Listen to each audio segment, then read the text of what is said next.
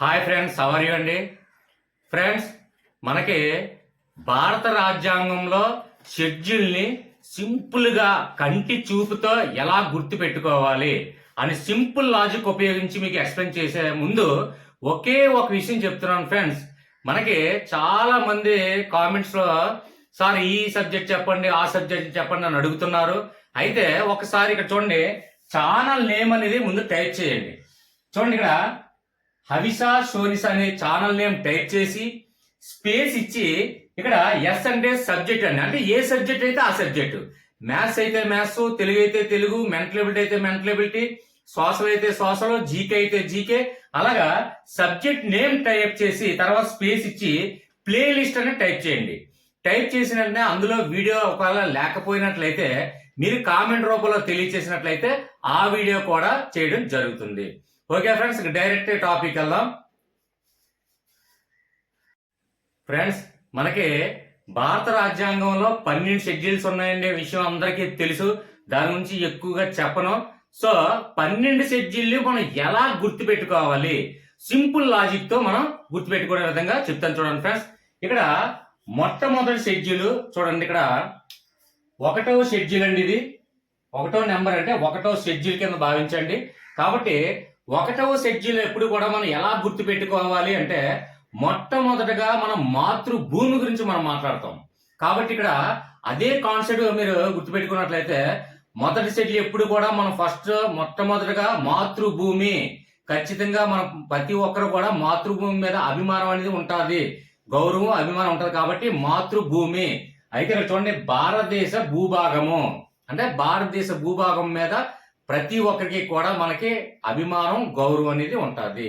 ఇదే కాన్సెప్ట్ గుర్తుపెట్టుకోండి. మొట్టమొదటగా అంటే భారతదేశ భూభాగం మాతృభూమి అన్నాం కాబట్టి భారతదేశ భూభాగం, అలాగే భారతదేశంలో భూభాగంతో పాటు అందులో ఉన్నటువంటి దేశంలో ఉన్నటువంటి ఏటేటి ఉన్నాయండి, రాష్ట్రాలు ఉన్నాయి, అలాగే కేంద్ర పాలిత ప్రాంతాలు కూడా ఉన్నాయి. అంటే ఇక్కడ భారతదేశ భూభాగం గురించి కానివ్వండి, లేదంటే దేశంలో ఉన్నటువంటి రాష్ట్రాల గురించి కానివ్వండి, అలాగే మనకి కేంద్ర పాలిత ప్రాంతాల గురించి కానివ్వండి, ఈ 1వ షెడ్యూల్ అనేది వివరిస్తుంది అనే కాన్సెప్ట్ మనకి ఐడియా రావాలండి.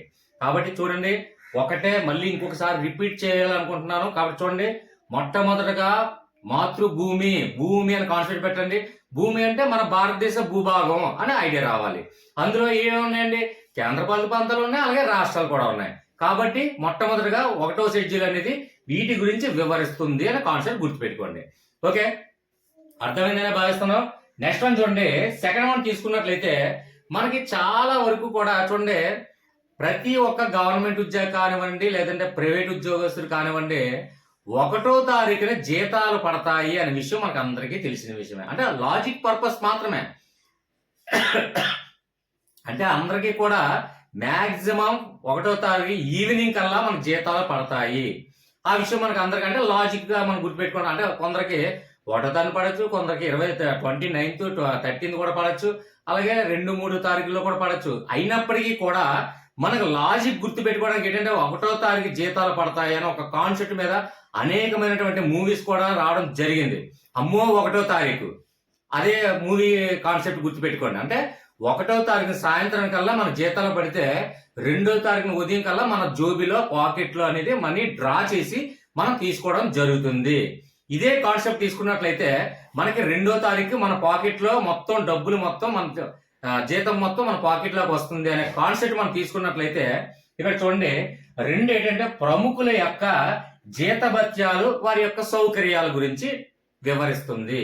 2వ షెడ్యూల్ ఏం వివరిస్తుందండి, ప్రముఖులు అంటే ఎవరండి, ఇప్పుడు చూడండి, మనకి రాష్ట్రపతి కానివ్వండి, లేదంటే ఉపరాష్ట్రపతి కానివ్వండి, లేదంటే స్పీకర్ కానివ్వండి, ఇవన్నీ ప్రముఖులు. అంటే స్పెసిఫిక్ గా చెప్తాం ప్రముఖులు అంటే వాళ్ళని. మనకి రాజ్యాంగంలో వారికంటూ సెపరేట్ గా కొంచెం పవర్స్ ఇవ్వడం జరిగింది. ఆ విషయం అందరికీ తెలుసు.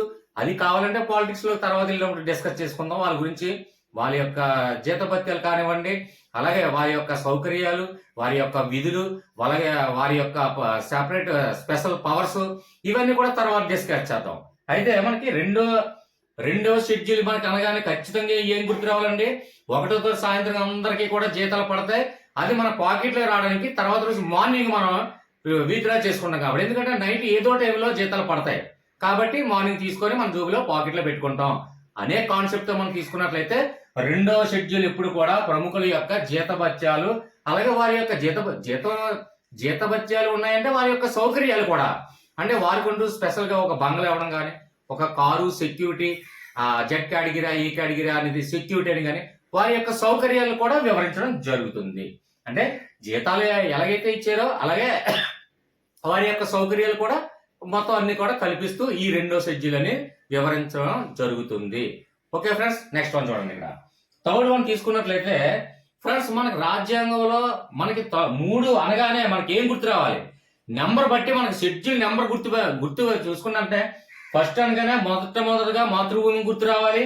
సెకండ్ అనగానే రెండో తరగతి మన జీతాలు పాకెట్ లో వస్తాయి కాబట్టి జీతభత్యాలు అనే టాపిక్ వస్తుందంటే ఆటోమేటిక్ గా సౌకర్యాలు కూడా, అంటే ఇచ్చినటువంటి ఆబ్జెక్ట్ లో ఏదైనా సరే సౌకర్యం, రాష్ట్రపతి యొక్క సౌకర్యం గురించి మాట్లాడారు అనుకోండి, అది ఏ షెడ్యూల్లో అనగానే ఆటోమేటిక్ గా రెండో అనగానే రాష్ట్రపతి జీతభత్యాలతో పాటు సౌకర్యాలు కూడా కల్పించడం జరుగుతుంది. కాబట్టి ఈ టాపిక్ మనకి 2 నెంబర్ చూసిన 2 షెడ్యూల్లో ఏదైతే అంశాలు అనేది మనకు గుర్తుకొచ్చేయాలి. ఓకే ఫ్రెండ్స్, ఇక్కడ థర్డ్ వన్ తీసుకున్నట్లయితే 3 మనకు ఒకటే లాజిక్ అండి. 3 షెడ్యూల్ నెంబర్ మనం చూసిన ఏం ఐడియా రావాలంటే మనకు చూడండి, మన భారత రాజ్యాంగంలో చాలా ముఖ్యమైనటువంటి పాత్రలు పోషించినటువంటి ఏంటంటే అది మొట్టమొదటిగా రాష్ట్రపతి అలాగే ఉపరాష్ట్రపతి. అంటే రాజ్యాంగంలో మన రాజ్యాంగ మొట్టమొదటి పౌరుడు ఎవరంటే అది రాష్ట్రపతిగా మనం వర్ణించుకుంటాం. అంటే రాష్ట్రపతికి అంటూ ఒక స్పెసిఫిక్ గా ఒక పవర్స్ రాజ్యాంగంలో ఇవ్వడం జరిగింది. కాబట్టి అలాగే రాష్ట్రపతితో పాటు మనకి ఉపరాష్ట్రపతి. అలాగే ఇక్కడ చూడండి, మనకి సెంట్రల్ గవర్నమెంట్ స్టేట్ గవర్నమెంట్ లో తీసుకున్నట్లయితే అక్కడ అడ్మినిస్ట్రేషన్ కాకుండా సెంట్రల్ లోని స్టేట్ లో తీసుకున్నట్లయితే ఒక జీవోగా పాస్ అవ్వాలంటే అక్కడ సెంట్రల్ లో తీసుకున్నట్లయితే రాష్ట్రపతి సైన్ జారీ తర్వాతే అది గవర్నమెంట్ చట్టం కింద తయారవుతుంది, అమలు అవుతుంది. ఆ విషయం తెలుసు. అక్కడ సెంట్రల్ లో రాష్ట్రపతి అలాగే స్టేట్ లో తీసుకున్నట్లయితే గవర్నర్ ఆమోదం పొందిన తర్వాతే అది బిల్లు ఆమోదం పొందుతుంది అనే విషయం మనకు అందరికి తెలుసు. కాబట్టి ఇక్కడ మనకి స్పెసిఫిక్ గా రాజ్యాంగం అనేది సెంట్రల్ లో రాష్ట్రపతికి ఇవ్వడం జరిగింది, అలాగే స్టేట్ లో మనకి గవర్నర్ కి ఆ హోదా ఇవ్వడం జరిగింది. కాబట్టి ఇక్కడ ఉన్నటువంటి 3 పదవులు ఏంటంటే చాలా ముఖ్యమైన పదవులు అండి. మన రాజ్యాంగంలో ఉన్నటువంటి పదవులు, ముఖ్యమైన పదవులు ఏంటంటే రాష్ట్రపతి అలాగే ఉపరాష్ట్రపతి, స్టేట్ వైజ్ తీసుకున్నట్లయితే గవర్నర్. కాబట్టి ఈ 3 వ్యక్తులు, కాబట్టి 3వ షెడ్యూల్ 3 వ్యక్తులకి ఇంపార్టెన్స్ ఇవ్వడం జరుగుతుంది రాజ్యాంగం, అలాగే 3వ షెడ్యూల్. కాబట్టి ఈ 3 ఈజీగా గుర్తుపెట్టుకోవచ్చండి.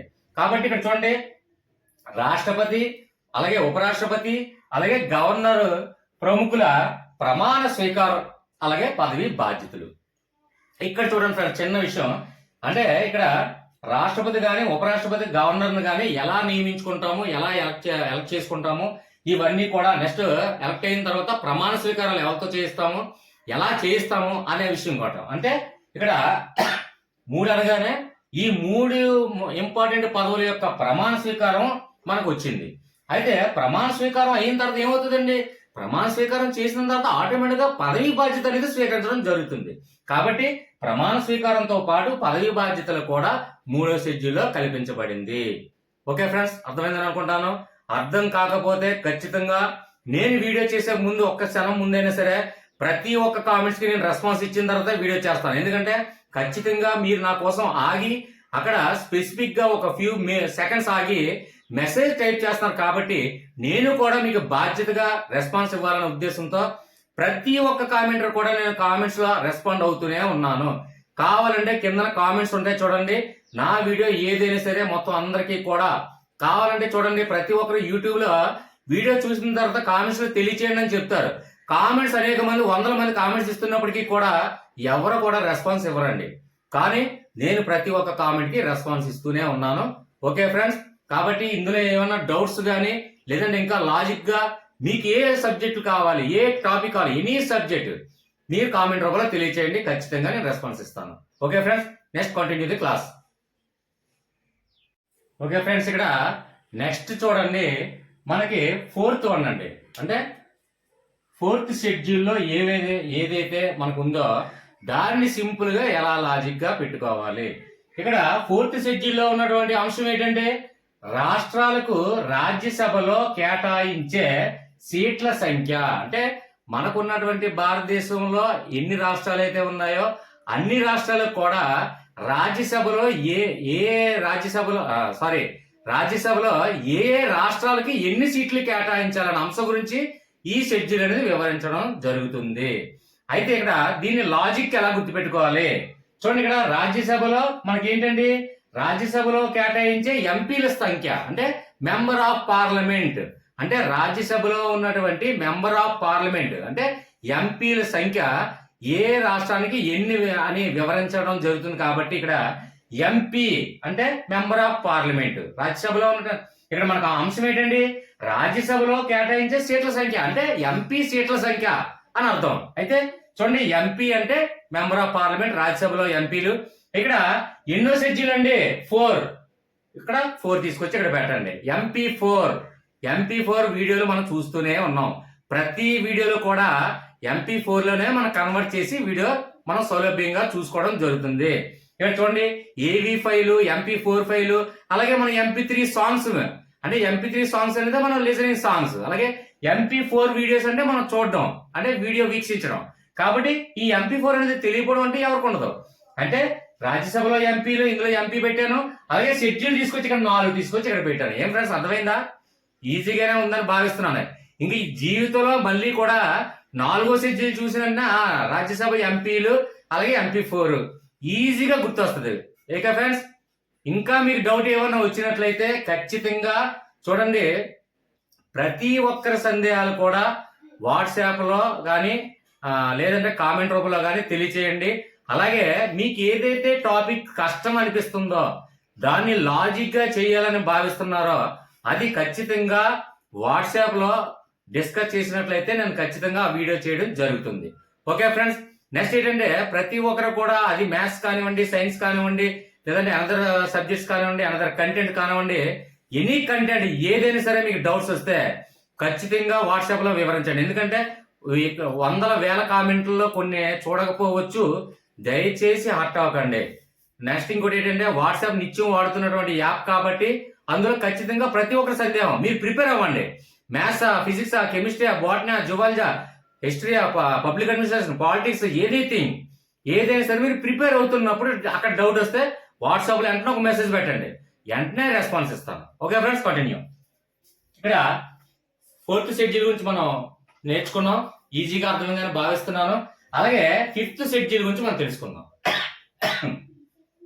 చూడండి, 5th షెడ్యూల్ ఏమని తెలియజేస్తుందంటే షెడ్యూల్ తెగల గురించి. షెడ్యూల్ తెగలంటే ఎస్టీ క్యాండిడేట్స్ అంటే గిరిజనులు. ఆ విషయం మనకు అందరికి తెలుసు కాబట్టి ఎక్కువ చెప్పను.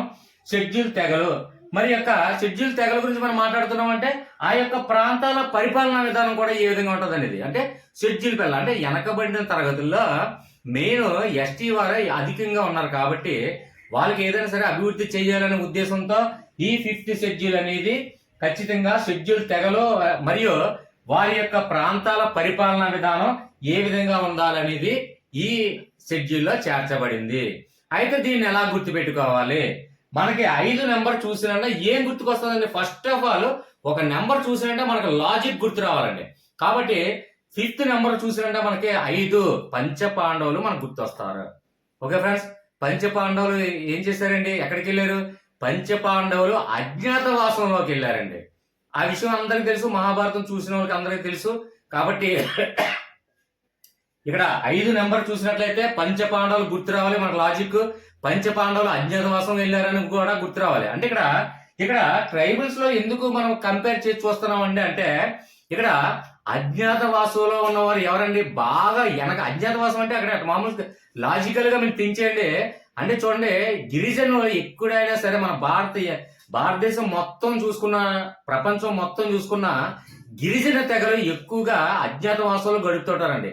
అంటే కొండల్లో కోణల్లో ఎవరికి కనిపించకుండా, లేదంటే నాగరికత అభివృద్ధి చెందకుండా ఆ విధంగా అజ్ఞాతంలో ఉండి ఉంటారు. కాబట్టి వాళ్ళందరినీ కూడా అభివృద్ధి చేయాలి అంటే గిరిజనులందరికీ కూడా సపోర్ట్ చేస్తూ ఆ యొక్క ప్రాంతాలని అభివృద్ధి చేస్తూ వాళ్ళ యొక్క మానసిక వికాసం కానివ్వండి, అక్షరాస్యత వికాసం కానివ్వండి, ఏ విధంగానే సరే అది సంపూర్ణంగా అభివృద్ధి సాధించాలి అనే ఉద్దేశంతో గిరిజన తెగలకి ప్రత్యేకంగా ఈ షెడ్యూల్లో ఇవ్వడం జరిగింది. అంటే 5 నెంబర్ చూసినట్టే పంచపాండవులు మనకు గుర్తొచ్చినట్టే అజ్ఞాతవాసంలో ఎవరున్నారంటే గిరిజన తెగలు ఎక్కువగా అజ్ఞాతవాసంలో ఉన్నారు అనుకోవడమే, భావించడమే.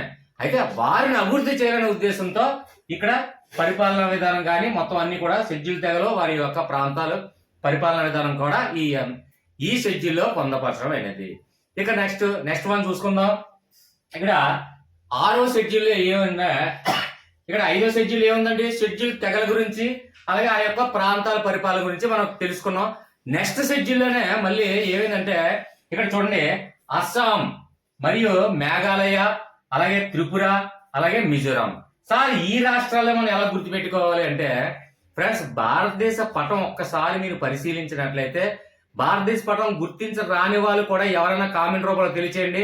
భారతదేశ పటం అలా చూసిన వెంటనే కంటి చూపుతో, అంటే కొందరికి అవగాహన ఉండొచ్చు, కొందరికి అవగాహన లేకపోవచ్చు, అది కూడా కోడ్తో ఏ విధంగా రాష్ట్రాలను మనం గుర్తించగలగాలో ఈజీగా నేను చెప్తాను, కామెంట్ రూపంలో తెలియచేయండి. ఇక నెక్స్ట్ వన్ చూసుకున్నట్లయితే ఇక్కడ అస్సాం కానివ్వండి, మేఘాలయ కానివ్వండి, త్రిపుర కానివ్వండి, మిజోరాం కానివ్వండి, ఇవి భారతదేశంలో ఉన్నటువంటి చివరన ఉన్నటువంటి రాష్ట్రాలండి. చివరన ఒక మారుమూలలో ఉన్నటువంటి రాష్ట్రాలు, అంటే బాగా ఎక్కువగా గిరిజన జాతులు ఎక్కువగా నివసిస్తున్నటువంటి రాష్ట్రాలు ఏమైనా ఉన్నట్లయితే చూడండి, ఇక్కడ భారతదేశ పటం చూసుకుంటే ఈ చివరన చూడండి, ఇక్కడ అస్సాం కానీ మిజోరాం కానీ త్రిపుర ఇవన్నీ కూడా భారతదేశ పటం అవగాహన ఉన్న వాళ్ళకి ఈజీగా అర్థమవుతుందండి. ఎందుకంటే ఈ చివరన భారతదేశంలో ఉన్నటువంటి కుడివైపు చివరన ఈ ఈశాన్య రాష్ట్రాలు అనేది ఉన్నాయండి. ఇవి చాలా ఎక్కువగా గిరిజన తెగలు ఎక్కువగా ఉండడం వల్ల అభివృద్ధి సాధించడంలో వెనకబడి ఉంది. కాబట్టి ఈ ఎలాగా మనకి షెడ్యూల్ గురించి తెగల గురించి 5వ షెడ్యూల్లో మాట్లాడుకున్నాం కాబట్టి ఖచ్చితంగా మళ్ళీ నెక్స్ట్ షెడ్యూల్లోనే ఈ గిరిజన తెగల గురించి మనం మాట్లాడుకున్నామని నెక్స్ట్ షెడ్యూల్లోనే మనకి ఏం జరిగింది, ఈశాన్య రాష్ట్రాలు అయినటువంటి మనకి వెనకబడి ఉన్నటువంటి అస్సాం కానీ, మేఘాలయ కానీ, త్రిపుర కానీ, మిజోరాం కానీ చాలా వరకు బిట్లు వైపు చూసుకున్నట్టయితే చూడండి, ఈ ఈశాన్య రాష్ట్రాల్లో ఉన్నటువంటి ఈ అస్సాం, మేఘాలయ, త్రిపుర, మిజోరాంలో ఎక్కువగా గిరిజన తెగలు ఎక్కువగా ఉండడం వల్ల ఈ గిరిజన తెగల ప్రాంతాలని మనం అభివృద్ధి చేయాలనే ఉద్దేశంతో ఈ విషయాలన్నీ కూడా నెక్స్ట్ షెడ్యూల్ అయినటువంటి 6వ షెడ్యూల్లో చేర్చబడింది. ఓకే ఫ్రెండ్స్, అర్థమైందని భావిస్తున్నాను. ఇక్కడ చూడండి, అస్సాం, మేఘాలయ, త్రిపుర, మిజోరాం రాష్ట్రాల్లో గిరిజన ప్రాంతాలు మరియు వారి యొక్క పరిపాలన. ఎందుకంటే వెనకబడి ఉన్నటువంటి రాష్ట్రాలు, గిరిజన తెగలు అత్యధికంగా ఉన్నటువంటి రాష్ట్రాలు కూడా బిట్లు ఆల్రెడీ చదివే ఉంటారు. గిరిజన తెగలు ఎక్కువగా ఉన్నటువంటి చూడండి, బోడో అని కానీ రకరకాలైనటువంటి గిరిజన తెగలు కూడా ఎక్కువగా ఈ రాష్ట్రాల్లోనే ఉన్నారు. కాబట్టి ఎక్కువ ఈశాన్య రాష్ట్రాల్లో మారుమూలలో ఉన్నటువంటి గిరిజన ప్రాంత రాష్ట్రాలు కాబట్టి వీటిని అభివృద్ధి చేయాలనే ఉద్దేశంతో 5వ షెడ్యూల్లో ఎస్టీ గురించి మాట్లాడుకున్నాము. అలాగే ముఖ్యంగా ఉన్నటువంటి ఏదైతే రాష్ట్రాలు ఉన్నాయో ఈశాన్య రాష్ట్రాలు వాటి గురించి కూడా 6వ షెడ్యూల్లో ఇవ్వడం జరిగింది. ఓకే ఫ్రెండ్స్, అర్థమైందనే భావిస్తున్నాను. Next continue class. Okay friends, ఇక్కడ 7th షెడ్యూల్ గురించి మనం మాట్లాడుకున్నాం ఉందండి. అయితే 7th షెడ్యూల్ ఏ విషయం తెలియజేస్తుంది అంటే చూడండి, కేంద్ర రాష్ట్ర శాసన అధికార పరిధి అలాగే 3 జాబితాల వివరాలు, అంటే కేంద్ర జాబితా, రాష్ట్ర జాబితా, ఉమ్మడి జాబితా. ఇది ఎలా గుర్తుపెట్టుకోవాలండి? ఒకటే ఫ్రెండ్, ఇక్కడ 7 మనం చూసినట్టే చిన్నప్పటి నుంచి వింటున్నటువంటి చిన్న స్టోరీ అండి. ఏ లేదండి, 7th అంటే 7 అనగానే 7 చేపల కథ చిన్నప్పటి నుంచి మనకి వింటూనే ఉన్నాం. 7 చేపలు, 7గురు వెళ్ళి వేటకెళ్ళి 7 చేపలు తెచ్చుకున్నారు. ప్రతి ఒక్కరు కూడా ఒక్కొక్క చేప తెచ్చుకున్నారు. అంటే అక్కడ ఏంటంటే సమానంగా పంచుకోవడం జరిగింది. 7గురు చేపలు సమానంగా పంచుకొని తెచ్చుకోవడం జరిగింది. ఇదే కాన్సెప్ట్ మనకు గుర్తు రావాలండి. అప్పుడు చూడండి, కేంద్రానికి రాష్ట్రానికి శాసన అధికార పరిధులు. అధికార పరిధులు అంటే ఏంటండి, రాష్ట్రాలకి ఏ అధికారం ఇవ్వడం జరిగింది, కేంద్రానికి ఏ అధికారం ఇవ్వడం జరిగింది అని సమానంగా పంచుకోవడం జరిగింది. అంటే ప్రతి ఒక్క రాష్ట్రాలకి కూడా ఇచ్చినటువంటి అధికారం, ఆ అధికార పరిధులు అవన్నీ కూడా సమానంగా పంచడం. అంటే భారతదేశంలో ఉన్నటువంటి అన్ని రాష్ట్రాలకి కూడా అధికార పరిధి అనేది ఇవ్వడం జరిగింది. అంటే మన రాజ్యాంగంలో తీసుకున్నట్లయితే అక్కడ కేంద్ర ప్రభుత్వానికి కొంత అధికారం ఇవ్వడం జరిగింది, అలాగే రాష్ట్రాలకి కొంత అధికారం ఇవ్వడం జరిగింది. అలాగే ఇక్కడ చూడండి, ఇక్కడ 3 జాబితాల వివరాలు, అంటే ఆటోమేటిక్ గా కేంద్రానికి రాష్ట్ర శాసన అధికారాలకి ఏదైతే అధికార పరిధి అనేది మనం డిస్కషన్ జరిగిందో, అలాగే ఇక్కడ అధికార పరిధులు అంటే ఏంటి? కేంద్రానికి, రాష్ట్రాలకి, ఇవన్నిటికీ కూడా అధికార పరిధి ఉంది. అలాగే ఇక్కడ 3 జాబితాల వివరాలు ఏంటంటే అధికార పరిధి ఏ విధంగా వస్తుందండి? కేంద్రానికి కొంత అధికారం, రాష్ట్రానికి కొంత అధికారం, అలాగే ఉమ్మడి జాబితా అంటే రెండింటికి కలిపి అధికారాలు కొన్ని ఇవ్వడం జరిగింది. కాబట్టి అధికారాలని సక్రమంగా పంచుకున్నాయని ఒక కాన్సెప్ట్ మీరు పెట్టుకోండి. 7 చేపలు తెచ్చుకున్నారు అంటే 7 వేటకెళ్ళి 7 చేపలు తెచ్చుకున్నారు అంటే ఒక్కొక్కరికి ఒక్కొక్క చేప పంచుకోవడం జరిగింది. అలాగే రాష్ట్రాలకు కొంత అధికారం పంచడం జరిగింది, అలాగే ఉమ్మడి జాబితాకి కొంత అధికారం ఇవ్వడం జరిగింది, అలాగే కేంద్రానికి కూడా కొంత అధికార పరిధి అనేది ఇవ్వడం జరిగింది. కాబట్టి పంచుకున్నారు అన్నమాట, అధికారాలు పంచుకున్నారు. అలాగే అక్కడ చేపలు పంచుకోవడం జరిగింది. అలా కాన్సెప్ట్ గా లాజికల్ గా గుర్తుపెట్టుకోండి, ఈజీగా గుర్తొస్తుంది. ఓకే ఫ్రెండ్స్, అంటే ఎగ్జామ్ హాల్లో మనం చూసినటువంటి ఈ అంశాలు ఏదైనా సరే ఫ్రెండ్స్, ఇక్కడ 12 షెడ్యూల్లే కదా మేము చదువుకోలేమని అంటారు. కానీ 12 షెడ్యూల్ కూడా దాని యొక్క ఏంటంటే కోడ్, అలాగే దాని యొక్క లోపల ఉన్నటువంటి అంశాన్ని కూడా క్షుణ్ణంగా పరిశీలించినట్లయితేనే మనకి ఆ సబ్జెక్ట్ మీద అవగాహన కంప్లీట్ అయితే ఆటోమేటిక్ గా అందులో ఇచ్చినటువంటి అంశాలు ఏదైనా సరే మనకి ఆ లాజికల్ గా కోడ్ అనేది గుర్తొస్తే సరిపోతుంది. ఓకే ఫ్రెండ్స్, నెక్స్ట్ వన్ చూద్దాం. నెక్స్ట్ వన్ చూడండి, ఇక్కడ 8th వన్ రాజ్యాంగం సారీ ఫ్రెండ్స్, రాజ్యాంగం గుర్తించిన అధికార భాషలండి. అయితే మొట్టమొదటిగా రాజ్యాంగం గుర్తించినప్పుడు అధికారికంగా భాషలు ఎన్ని ఉన్నాయంటే మనకి రాజ్యాంగం గుర్తించే భాషలో మొట్టమొదటిగా 14 భాషలు ఉండేవండి. తర్వాత ప్రస్తుతానికి 22 భాషలుగా మనం గుర్తించడం జరిగింది. అయితే దీన్ని ఎలా గుర్తుపెట్టుకోవాలి సార్? 8 అనే నెంబర్కి భాషలకి సంబంధం ఏంటి? భాష అంటే ఏంటండి? చూడండి, ఇంగ్లీష్. భాష అంటే ఏంటండి? లాంగ్వేజ్ అంటే ఇంగ్లీష్ లో ఏంటండి? లాంగ్వేజ్ అంటే 8 నెంబర్ మనం గుర్తొచ్చాడండి. ఇక్కడ చూడండి, భాష, లాంగ్వేజ్. చూడండి, 1 2 3 4 5 6 7 8 అక్షరాలు ఉన్నాయి అంటే 8 భాషలు. ఇక్కడ లాంగ్వేజ్ అనేది భాష, అలాగే 8 అనేది భాష. కాబట్టి ఈజీగా గుర్తొస్తుంది ఫ్రెండ్స్. ఏం ఫ్రెండ్స్, గుర్తురాదా? Okay, happy. నెక్స్ట్ వన్ చూడండి ఫ్రెండ్స్, ఇక్కడ 9th వన్ తీసుకోండి. 9 అనగానే మనకి ఏంటి గుర్తు రావాలి ఫ్రెండ్స్? నవగ్రహాలు గుర్తు రావాలి, ఖచ్చితంగా గుర్తు రావాలి. అంటే మనకు లాజిక్ గుర్తొచ్చాలి ఫ్రెండ్స్. లాజిక్ గుర్తొస్తే అందులో ఉన్నటువంటి అంశాలన్నీ కూడా ఈజీగా మనం గుర్తుపెట్టుకోవచ్చు. ఇక్కడ 9 అనేది గ్రహాలు. కాబట్టి ఇక్కడ గ్రహాలు అంటే ఏంటంటే గ్రహాల్లో మంది కూడా భూమి కూడా ఒక గ్రహమే. కాబట్టి భూమికి సంబంధించిన విషయం అనేది మనకి ఈజీగా గుర్తు రావాలి. అయితే ఇక్కడ భూ సంస్కరణలు అలాగే సంబంధించినటువంటి చట్టాల గురించి మనకి గుర్తొస్తే చాలు. ఓకే ఫ్రెండ్స్, ఇక్కడ 9 అనగానే నవగ్రహాలు, గ్రహాలు అనగానే భూమి కూడా ఒక గ్రహం, అలాగే భూమికి సంబంధించినటువంటి చట్టాలు అంటే భూ సంస్కరణలకు సంబంధించినటువంటి చట్టాలన్నీ కూడా ఈ 9 షెడ్యూల్లో పొందపరచబడినవి. ఓకే ఫ్రెండ్స్, అర్థమైందని భావిస్తున్నాను. Next continue. ఓకే ఫ్రెండ్స్, ఇక్కడ నెక్స్ట్ వన్ తీసుకున్నట్లయితే 10th షెడ్యూల్ అండి. ఇక్కడ ఈ షెడ్యూల్ ఏ విధంగా వివరించడం జరిగింది అంటే పార్టీ ఫిరాయింపుల నిషేధ చట్టం. సార్ దీన్ని ఎలా గుర్తుపెట్టుకోవాలి? ఒకటే ఫ్రెండ్స్, మనకి లాజిక్ ఎప్పుడు కూడా నెంబర్ చూడండి. ఇక్కడ 10 అంటే చూడండి, 10 అంటే దశావతారం. మన కమలాసన్ మూవీ చూసే ఉంటాం. దశావతారం చాలా వరకు ఈ దశావతారాలు అంటే అవతారాలు మార్చడం అండి, అవతారాలు మార్చడం. అలాగే ఇక్కడ ఈ అవతారాలు 10 నెంబర్ చూసాము. 10 అంటే దశావతారం, అలాగే అవతారాలు మార్చడం. అంటే చూడండి, ఒక పార్టీలో ఉంటూ వేరే పార్టీకి అవతారాలు మార్చడం అనేది జరుగుతూ ఉంటుందండి. అందుకే అలాగా కొన్ని రూల్స్ రెగ్యులేషన్స్ అనేది పార్టీ ఫిరాయింపుల నిషేధ చట్టంలో పొందపరచబడింది అనేది చాలా వరకు తెలుసు. అయితే మనకి ఏం గుర్తు రావాలి? 10 దశావతారం అంటే అవతారం మార్చడం, అంటే ఒక పార్టీ నుండి ఇంకో పార్టీలో జంప్ అవడం.